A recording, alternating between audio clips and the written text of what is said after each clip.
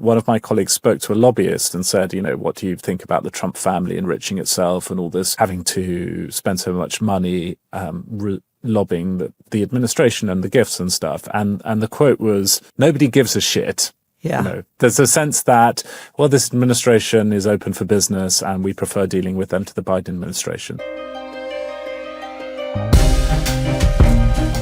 Welcome to the Mona Charen Show. So glad you could join us today. I am delighted to welcome John Prideaux of The Economist, which is essential reading for me. And I don't know how anybody gets along without it, honestly, not just for reporting about the wider world, which American journalism sadly is not very good at, but also for incredibly insightful reporting about the U.S. And John is the U.S. editor, so welcome. Delighted to have you. Thank you so much, Mona. You have an issue this week, speaking of your coverage of the United States. I'll hold it up. Anything Goes America. And there's the cap full of cash, a watch, jewelry. Nice artwork there, John. So we had the spectacle in Trump 1 of people traipsing to Trump properties and patronizing his country clubs and so forth as a way to curry favor. But we're in a whole new realm now, right? We really are. That seems quite quaint in retrospect, doesn't it? I mean, it felt important at the time, but we've talked a lot. You talked a lot on your podcast. Anybody who's covered the Trump era has had this rather familiar now conversation about breaking of norms. And there were some norms that were broken in Trump 1. And what seems to have happened, as in many areas, as it turns out, there's not much of an electoral price to pay. And Donald Trump in his second term is really going for it. So, I mean, I'm sure we'll get into this, but the conflicts of interest and the enrichment of the Trump family so far in the second term, and we're only 1 year in, is on a completely different scale to where it was in Trump 1, which I also covered for The Economist. So let's get a sense of his personal enrichment since taking office in January. You quote Reuters, which said that revenues at the Trump Organization reached $864 million in the first half of the year, which was up from $51 million a year ago. It's a heck of an increase. Almost 10 times more. And 90% of it came from crypto.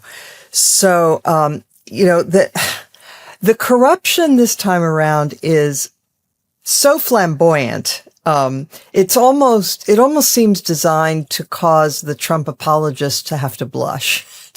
Who are trying to explain it. I mean, even before he took the oath of office, he floated a Trump meme coin, right? And so did Melania. You want to talk about that? That's right. I mean, if you get into the numbers, and you cited them, those Reuters have these good numbers, the revenue up from 51 million last year to 864 this year. And, what changed, Mona, between last year and this year? Well, Donald Trump returned to the White House. Yeah. And that coincided with a crypto boom in which the Trump, family companies are pretty intimately involved. And that's a big change with first time around again. Donald Trump was something of a crypto skeptic until it became clear, I think, that this is a great way for his family companies to make money.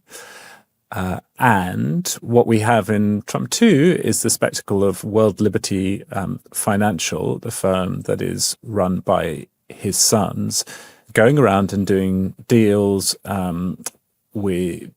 particularly involving sort of stable coins and garnering lots of investment. And on paper, at least, and of course it's important to say this with crypto assets because they can perform in a very volatile way. Mm-hmm. You've seen this absolutely enormous increase in wealth on paper, which far outstrips the revenues from the property business, which was the Trump Organization's main business in Trump 1. And to your point about what's different this time around, I mean, you use the word corruption. I think that's sort of the sort of corruption in a kind of general sense, one of the things that makes it different, I think, we have to be a bit careful with our words here.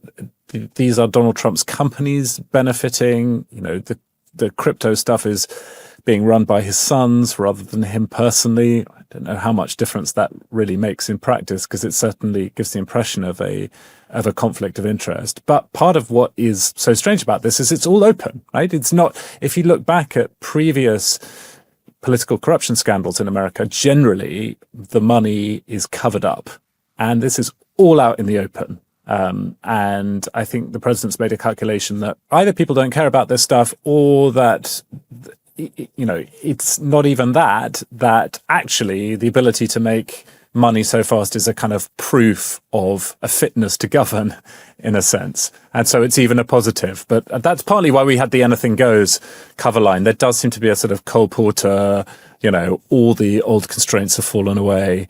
Heaven knows anything goes now. It's a great song, by the way. But so one of Trump's tactics is to do openly what others attempt to hide. And it has worked remarkably well for him. Apparently, many people assume that if you are not attempting to conceal something, there must be nothing wrong with it. And the fact is, most people have a desire to hide their bad acts. And Trump has hit upon this method of simply saying, yes, I extorted Zelensky in the first term, about finding corruption on Biden. It was a perfect phone call. And so that kind of bravado, has worked for him in the past, although arguably we are in a new realm now.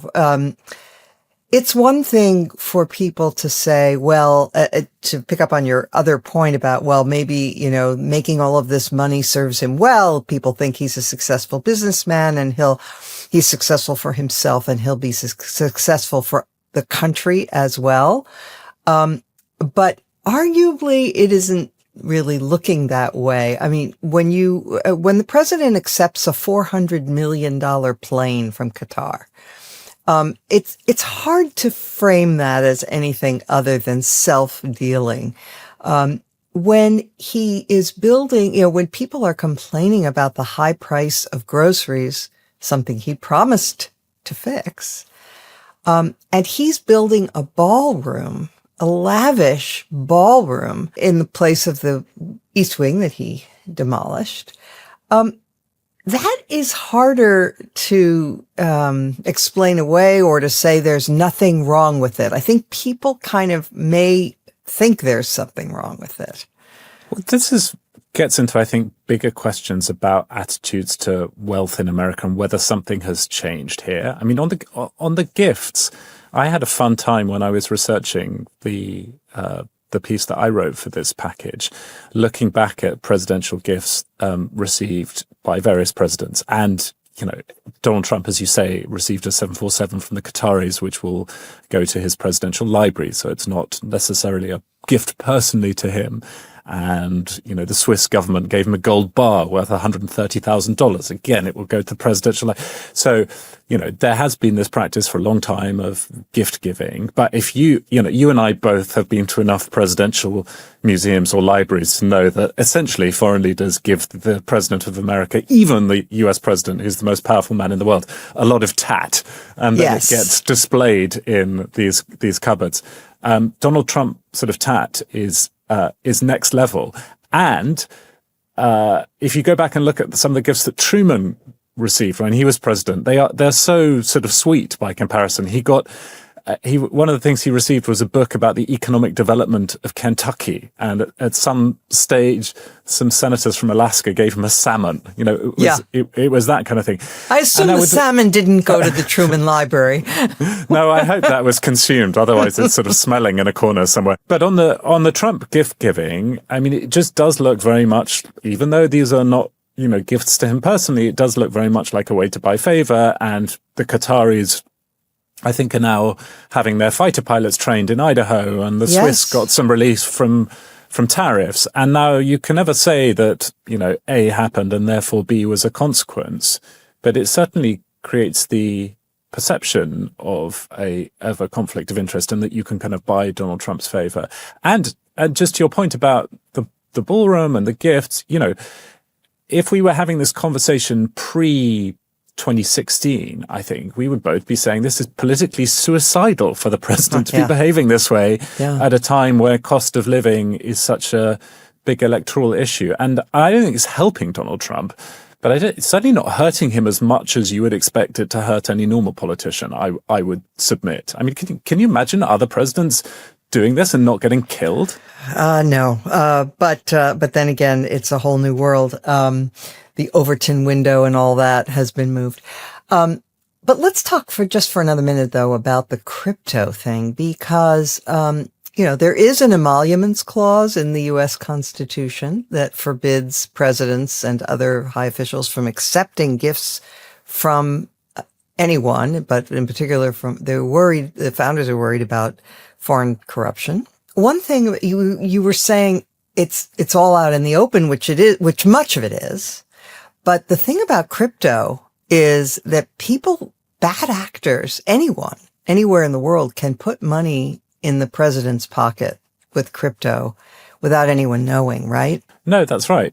And at the same time, the Trump organization seems to be pretty transparent about this, except that, early on in the World Liberty Financial, which is the company concerned, they made a lot of the links to President Trump, and then they've downplayed that since. And the story is this is operated completely independently of the president. But you're right. I mean, because crypto is the kind of asset it is, I don't think we've ever had a mechanism like this where, foreign governments, individuals can put money directly in the president's pocket in this way. It's completely extraordinary. And as you say, there are a whole load of arguments in favor of cryptocurrencies. If you really get into this stuff, people talk about, frictionless transactions. There's a story to tell there about financial innovation, but crypto is also, fantastic if you are in the drug dealing business or the arms trafficking business. The things that make it advantageous as an asset are particularly useful to those folks. So it's very extraordinary. Or now potentially the influence buying business, very possibly. Right. And one of the things I think that's changed a lot in the influence buying business is, you and I know, you've been around Washington, has always been there. I think one of the things that's changing in Trump too is that lobbying used to be much more focused on Congress, and more involved with fundraising for members of Congress and then trying to get their approval on particular pieces of legislation. Congress has sidelined itself to such a degree, and the Trump administration has become the kind of sole authority to such a degree. And Donald Trump is so changeable that it seems like lobbyists far more now are focused on at least trying to sell the appearance of influence over Donald Trump or members of his family. If you look at some of the new lobbying shops that are springing up in DC, they're all focused on MAGA world and the president in a way which I think is news. There's certainly a perception out there that he can be influenced with gifts. Now, he's also very, very changeable, right? And so I don't think he's somebody who necessarily stays bought. Right. But I mean, in a way, it almost feels as if we have gone back to a pre-modern era where, you would approach the court, you would approach the emperor bearing gifts, and there was no one else whose favor you had to be concerned about. There was one man rule.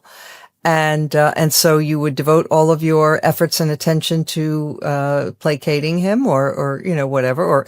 And we have the United States at the moment, as you say, Congress, who cares about Congress? They don't count at the moment. And so the lobbyists and boy, as you say, lobbying is a huge industry in the United States, that, yes, I mean, it used to be mostly focused on Congress, and now it is just all geared to one human being, one very changeable human being. But there are many different ways that the president is using his power and causing people to try to influence him. So one way is through tariffs and tariff exemptions.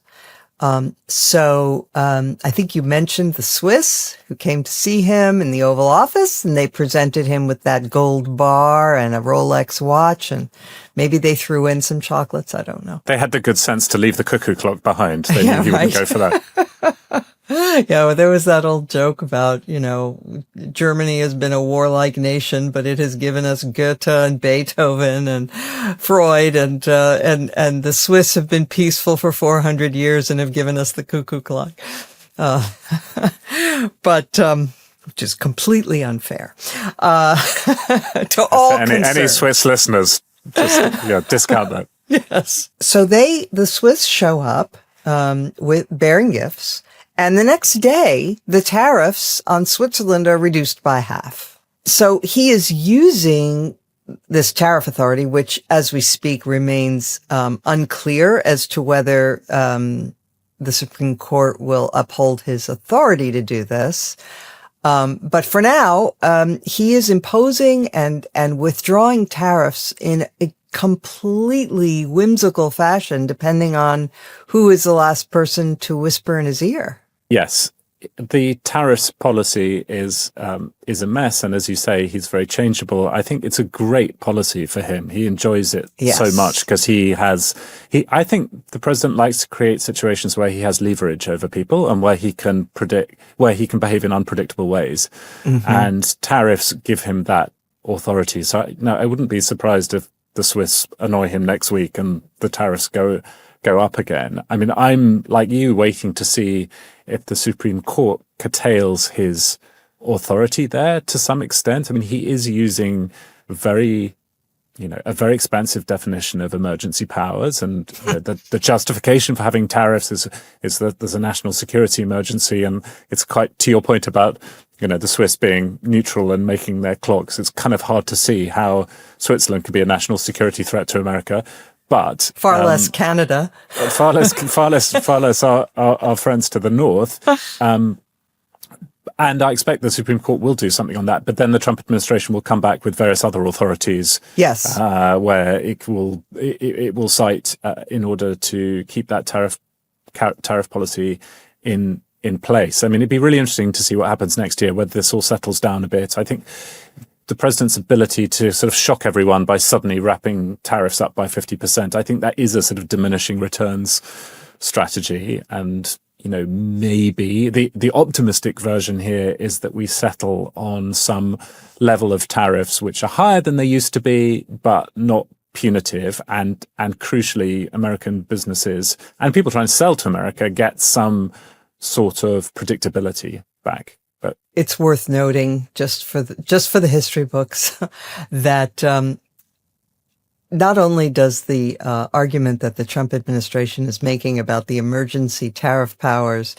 kind of absurd when applied to national security threats like Switzerland and Canada, but it is also predicated on the idea that running a trade deficit with a country represents an emergency, in which case the United States has been in a state of emergency since roughly 1975. So the notion that this is some sort of urgent matter is kind of a bit of a stretch as well. Okay, so the president, in addition to using this tariff power in order to extort, I will say it, kind of extort gifts and various kinds of behavior from different parties. He is also using the regulatory apparatus of the United States. The ability to approve or not approve mergers has proven to be a huge weapon in their arsenal, right? That's right. We've seen that in the industry that you and I are sort of intimately familiar with, the media business. We've seen it in some other industries. I mean, I was struck when the names of companies who had donated to the new ballroom that will replace the East Wing, when that was revealed, there are companies on that list that have, are expecting or hoping for merger approval. It's hard not to see those donations as anything other than trying to curry favor with the president. There were companies on that list whose main business is federal contracting. So yes, I mean, there are various. If you're interested in influencing Donald Trump, and the rewards to doing so are pretty great because of the tariff power, because of the power over mergers, and there are a whole load of other areas we could talk about as well, including pardon powers, the ways in which the Trump administration seems to have largely given up prosecuting corruption or white collar crime. They seem to have gone out of their way to pardon a number of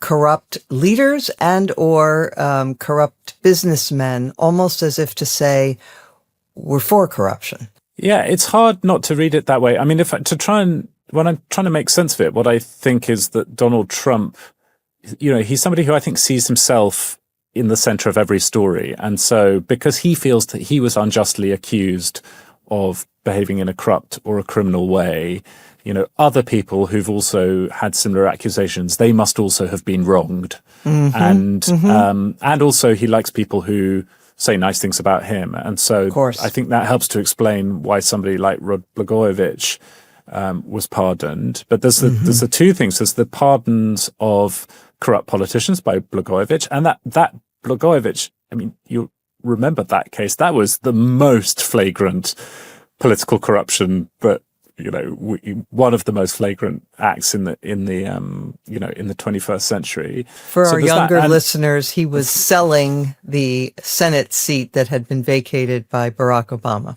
in Illinois. He was. It was amazing. He was wiretapped doing so, and if you haven't heard the recordings, go seek them out because it's worth it. So you have that. You have the pardons of politicians who were convicted of corruption, and then you have the non-prosecution of people like Eric Adams in New York.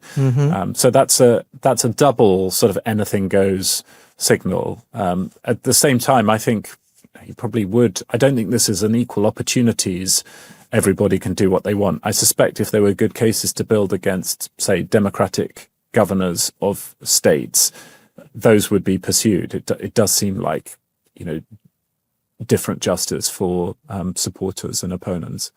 Right. When he pardoned George Santos, he was pretty explicit about it, saying that he had always voted for Republicans and therefore deserved a pardon. Right. And so you have the partisan pardoning, and then you have what I think is just sort of opportunistic pardoning. I mean, of course you have the pardons of the Jan 6ers, which in a way was expected because that again makes sense of Donald Trump's own story. They're victims of the deep state, as is he, and so they're pardoned. But then to your point, the pardons of donors, those are completely extraordinary. I mean, as with many things that Donald Trump does, there is precedent here. You can go back and look at Bill Clinton's exit from the White House, pardoning Mark Rich on his way out. And it's another one that our younger listeners will have to go Google, or maybe they've read so much political history that they know this stuff. But there was a sense that this was a slightly shameful thing to do. And so you did it on your way out as a president. Yes. Donald Trump is doing this in year one for people who have given his political movement money, and right after receiving the donation. Right. Well, some of with Justin's son, I think was the name of one of them. Can you think of some others where he has pardoned donors? Yeah, we list a couple in the article. I don't have the names in front of me, but in some of these cases, the people who are convicted, were, serving time and have been, or at least convicted. And B, they would have been expected to pay some kind of restitution to the people. These are white collar crimes rather than, other sorts of crimes. And they would have been expected to pay restitution to their victims. The victims. And instead, family members have got away with making $1 million donation to a super PAC, and they're off the hook. So it's sort of an amazing business model. In one of the pieces that was part of this package, we quoted somebody who pitches himself as a clemency consultant, who says that his phone has been ringing off the hook with people saying, how can I get a pardon? Who do I have to give money to? So this is pretty extraordinary as well. I feel like I'm using the word extraordinary a lot, and it's a weak word, but it's highly appropriate.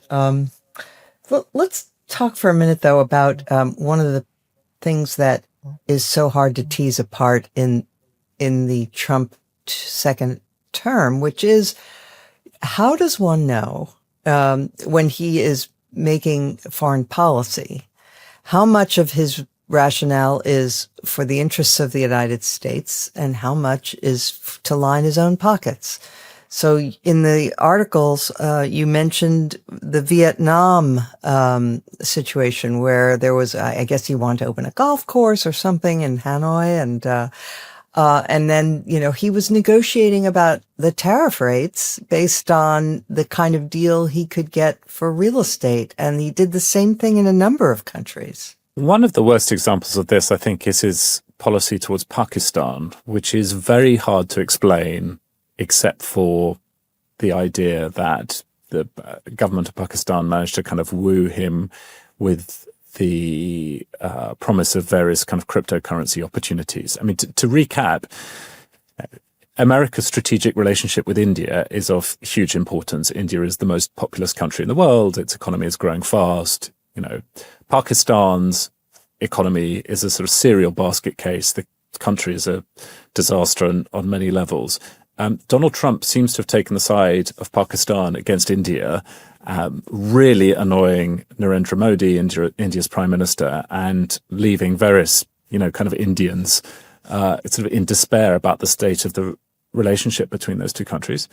Meanwhile, the Pakistanis have offered various kind of crypto opportunities. So that looks like a really bad one to me, where the interest, the national interest of the United States has just been parked. But let's trying to, be more charitable to the president and think about the big things that he's done in foreign policy in the second term. And I think you'd have to say his involvement in Israel and Gaza, in the war there, trying to end that. I think there is a sense of commercial opportunity there, but I think it's in the background. On Ukraine and Russia, I mean, it's possible that what he really wants to do there is do deals in Russia, and that explains his, ambivalent attitude towards supporting Ukraine. I'm not sure. I think that's maybe I'd need to see more evidence before believing that's true. The strikes on Iran, is that, the Iranians have made welcoming noises towards him. Is that primarily motivated by commercial considerations? I think it's probably not. But what I do think is that the Donald Trump and the kind of people around him, particularly Steve Witkoff, Jared Kushner, they do have this kind of idea that, well, the way to get to kind of peace deals, whether it's in Ukraine or the Middle East, is to just do business deals and to appeal to the leaders of those countries and say, look, let's just end this war and all make some money. And so I think there's, I think the way they see it in their worldview, the entanglement of business interests and foreign policy is a kind of positive, not a negative. And they don't see it as a sort of contradiction. One of the places that Trump is most comfortable is with these potentates from the Middle East, where there really is very little distinction between the interests of the ruling elite and the interests of the country, because the people have no say. And so they're perfectly happy to be transactional with Trump. Somebody might say, all right, I concede Trump is behaving in ways that are extraordinary and unprecedented in terms of the corruption here, or at least, let's say, the potential for corruption. And by the way, I think according to the U.S. Constitution, it is by definition corruption, because he is just not allowed to accept gifts, period, and is doing so, obviously. Can I just, so Mona, I sort of thought that was the case, and I thought he had broken the emoluments clause a bunch of times in the first term, and there didn't seem to be a lot of comeback for that.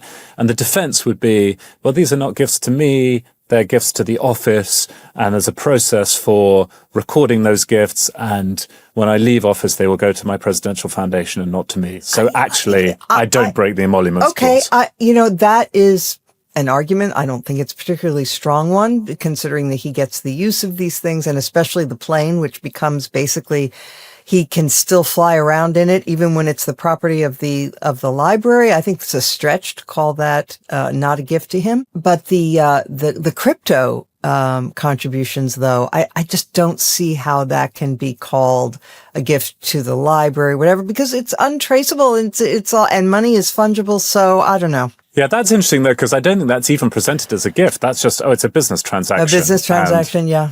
Right. By the way, I mean, speaking of quaint, we all remember when Jimmy Carter sold his interest in his peanut farm rather than, run the risk of seeming to have any sort of conflict on any topic regarding businesses or regulation or anything. And then it was spectacularly mismanaged, wasn't it? When he was not running it, I think. I didn't remember that part. Is that right? I think so. Then I think he got it back at the end, and the whole thing was a mess. And that's so sad. A disaster. It's really sad. Yeah. Yes. Well, okay. So, but I can imagine someone saying, all right, Trump is behaving in ways that are arguably corrupt, and that certainly, but even so, so what? This doesn't affect kitchen table issues. It doesn't hurt me personally as a voter. So can we spend a few minutes on why countries that are corrupt do worse than countries that have very low tolerance for corruption? Let's start with the misallocation of resources, right? I mean, these companies and individuals who are donating to Trump are doing that. What would they be doing with that money instead, right? They might be investing it. They might be making better products. They might be finding other things to offer consumers, right? Yeah, they might. I think it's a misallocation of resources in a slightly different way, in that if we look at the actual amounts of money that they're giving, and for Apple or for Nvidia or whoever, it's nothing. It's like another coffee machine, right? In headquarters. Yeah, I think where it comes to misallocation of resources, if the CEO of the firms, if they're spending a lot of their time thinking about how can we get Donald Trump's attention, how can we stay on his good side, that is all time you are not spending thinking about your business, running it, and how to outcompete your competitors, and do the best thing for the company and your shareholders, and in some sense for many of these companies, for the country. And so I think one of the features you have in corrupt systems. I mean, I spent time in Brazil as a reporter for The Economist. There's plenty of this that goes on there. If your sort of most important consideration as a CEO is how can I sort of politically engineer my business so that the federal government either helps me or at the very least doesn't sort of come after me and kill my business in a way that helps my competitors. If that is your main question, one of the main questions, then something has gone very badly wrong. And countries that have that system, over the long term, do not prosper. That's just a pattern we can observe. It's a little bit hard to nail down exactly how the causation works and over what timeline. I think the other thing is incredibly successful economy like America's relies on equal application of the law in a predictable way. And that is something I think we have less of under the Trump administration. There certainly was some criticism of the Biden administration on that score as well. Definitely some, businesses unhappy if you talk to them.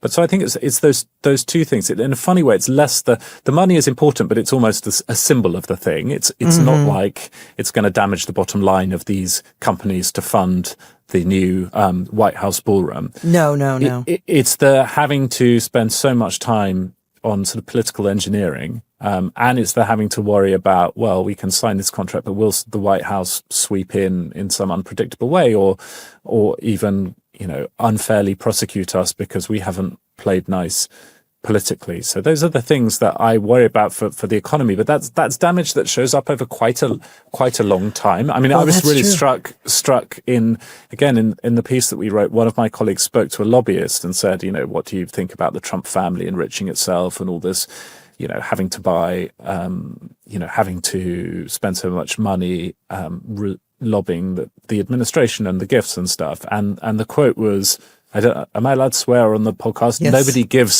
Nobody gives a shit. Yeah. There's a sense that, well, this administration is open for business and we prefer dealing with them to the Biden administration. So that's been a bit gloomy. The lack of pushback from businesses. You can explain that by saying, well, none of them actually wants to stick their head up and make themselves a target. And this explains it. But that in itself is kind of worrying, right? Because that's not the sort of society that we thought we lived in, or we thought the United States was. Exactly. Agree with that. I would add, though, there is a misallocation of resources kind of thing, because when you have political influence determining the success or failure of businesses to a marked degree, then you really are just rewarding access and influence peddling over quality. So I don't actually know the exact or recall the exact details about how this went down in Trump 1, but as I recall, Amazon Services was competing with Microsoft for a contract with the Defense Department to provide, you're nodding your head. You seem to remember this. I remember it was AWS. AWS, right. So it was computing power for the Pentagon, essentially. Yes. And it seemed like at the time, and I'm just using this as an illustration, not for the truth of the story, but it seemed at the time that the company that was less capable had received the contract only because Trump was angry at Jeff Bezos because of the Washington Post's coverage of him.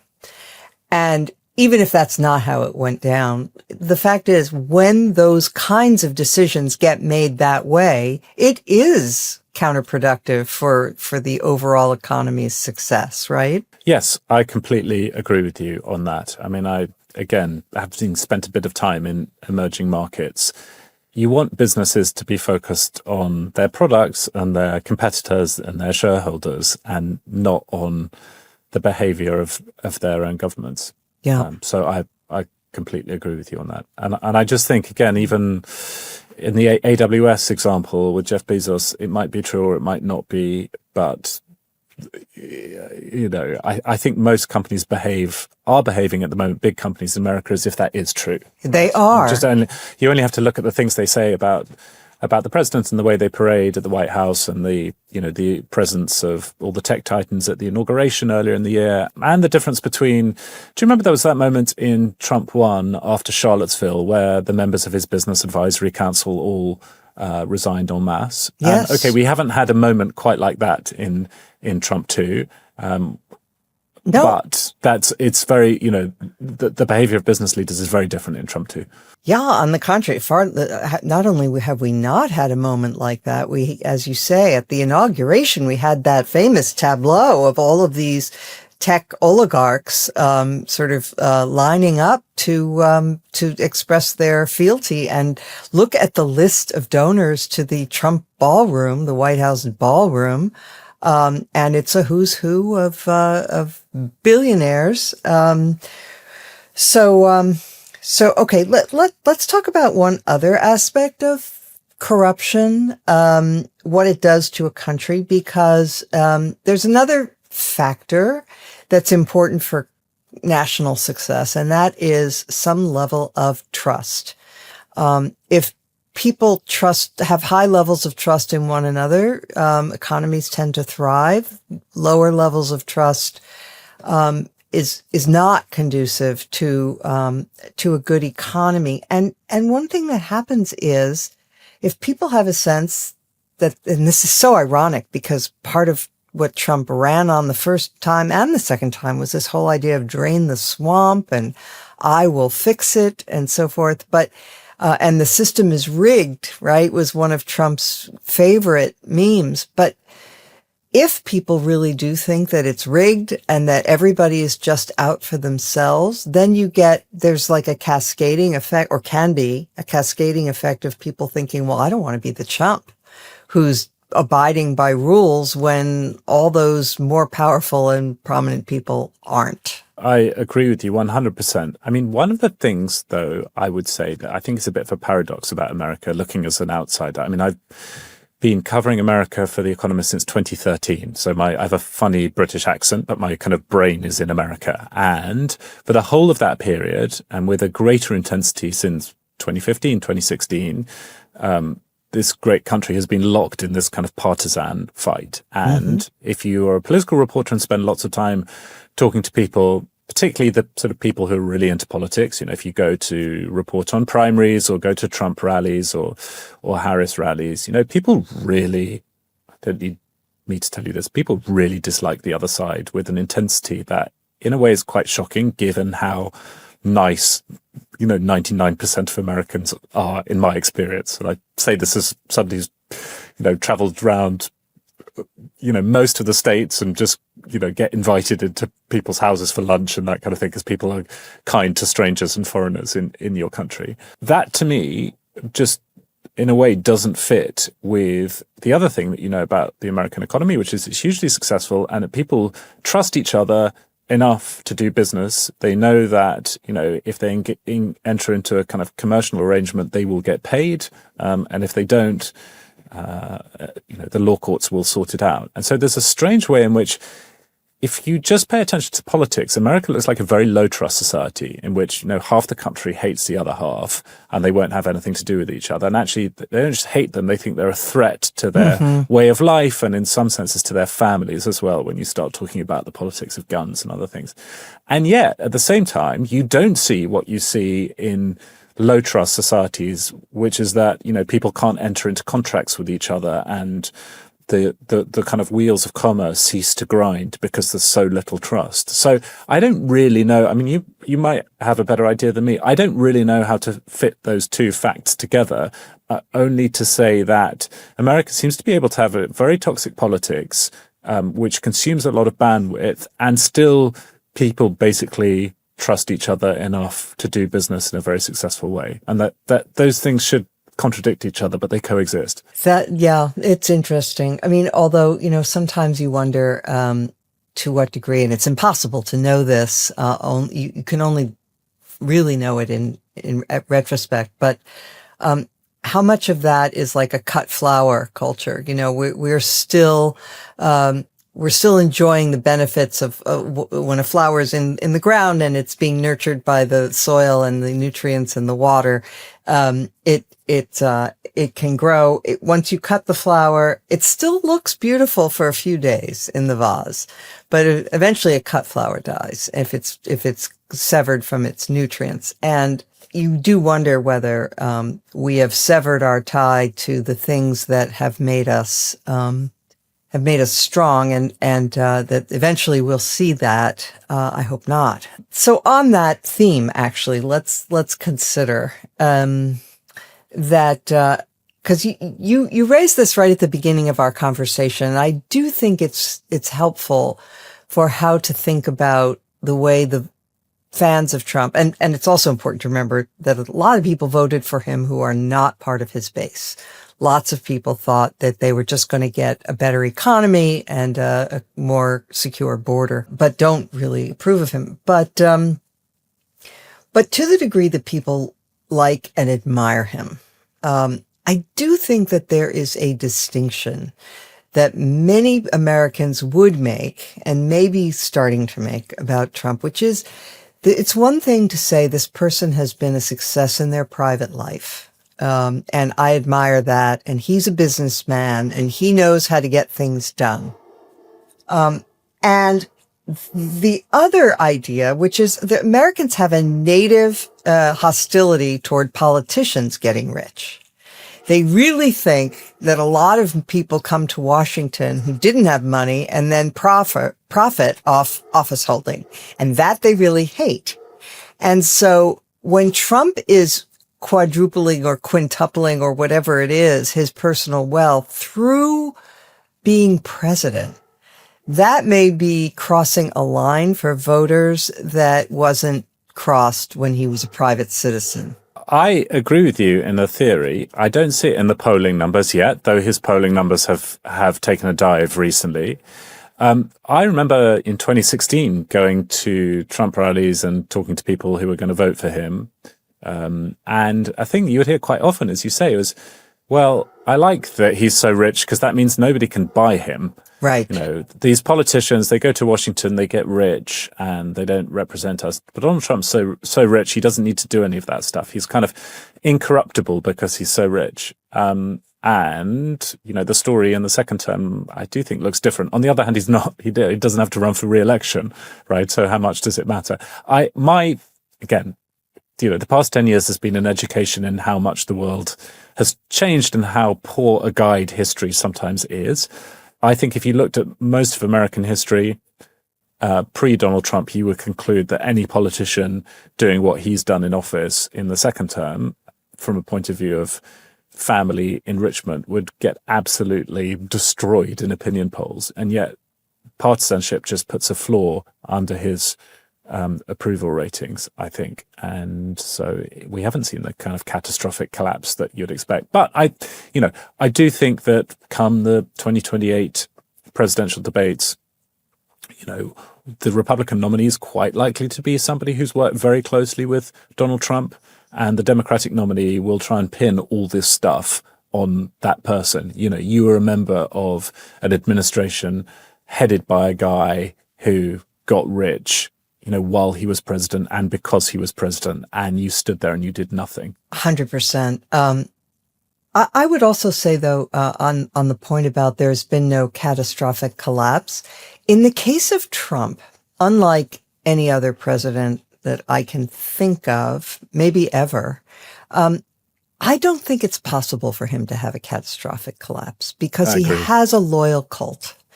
And that cult is going to be with him no matter what. He really could shoot someone on Fifth Avenue and not lose their support.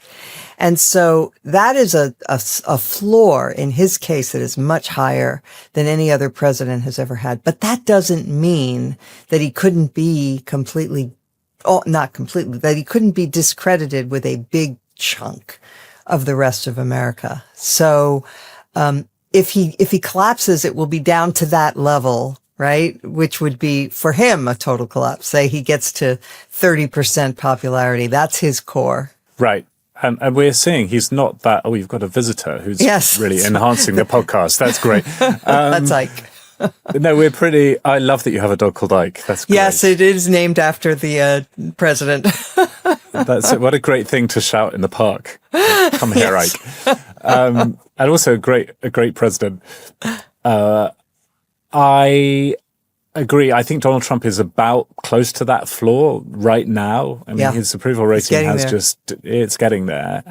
But I also think that means he can't necessarily go much further, as you say. I mean, one of the things that I do think is strange is that if you look back at this point in the Biden administration, you know, towards the end of year one, people are still saying, oh, you know, he's got this big mandate and he's going to remake the economy and, you know, he's going to use his executive authority in dynamic ways. And the story of a presidency can change really fast. And it's possible that we're seeing the story of Donald Trump's presidency changing fast, and that it has gone already from the inauguration when we were talking about seizing Greenland and the Panama Canal and, you know, Donald Trump trashing norms and the courts doing his bidding and, you know, Congress being supine and him being able to get his way, you know, wherever he wanted it, and sort of threats to institutions everywhere. It's possible that what we're seeing now is a kind of leeching away of his power, and that, you know, the story of the presidency will look very different by the end of it, just as Joe Biden's presidency looked very, very different